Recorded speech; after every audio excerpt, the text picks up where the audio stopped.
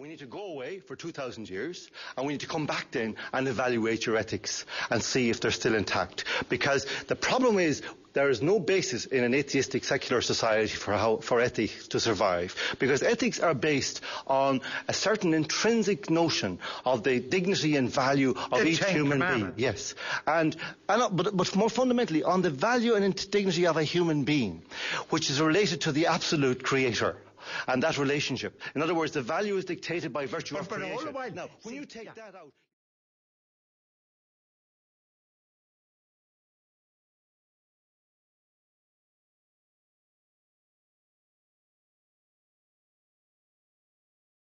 Just not thought at the Pope is infallible. Okay, well, there's 2 points there. I mean, first of all, the specific one. I mean, my fear would be that, I mean, this is only a staging post. I mean, this is part of a long-term process of extermination, the extermination of religious belief from our culture. But let's look at this ethical thing, because it's very interesting, because all the atheists always say this.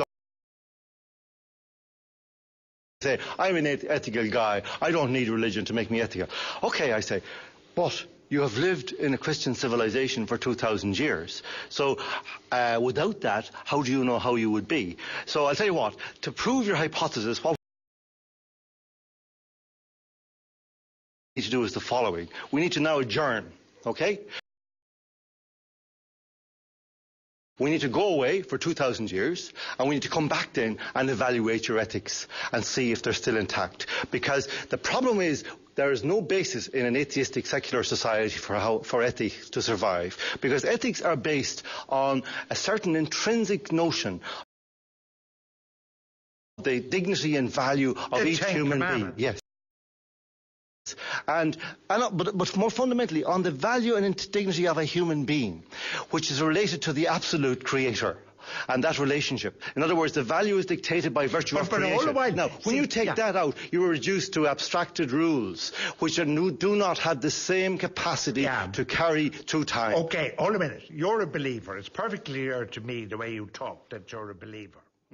There is a biological source for moral behavior. How can you say that there are no moral atheists in the sense that they don't have the same... No, I'm not saying that at all. Of course you can choose to be moral as an atheist. No, I'm saying something more subtle. What I'm saying is that in a culture where there is a morality live, you know, we define this in, for example, different issues. For example, research shows us that people have come to the arguments that says, you know, a child doesn't need a father and a mother because they find that, you know, certain research says children of single parents are just as good, turn out just as good everywhere. Now, what deeper research has discovered is that when the majority of a particular belief system and particular kind of behavioral system, what you find is that those who are not of that, within that, benefit from the radiation, the background radiation which is created by the beliefs, right? Now, if you reverse it and have no beliefs,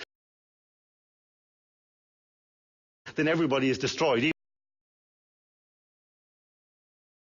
Even the people who believe are infected and affected by that lack of belief. So therefore, my point is that an atheist, in order to prove the intrinsic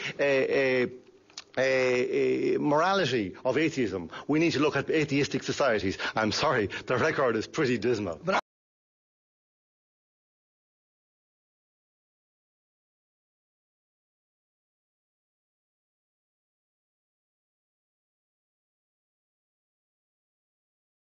I'm a secularist.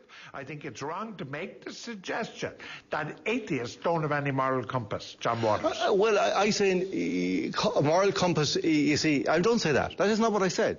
What I said is you cannot say that they do not proffer to this society on morality. They are parasites on the morality of Christianity, which they attempt to destroy. There's science on this. There's science on this. The reason humans evolved the way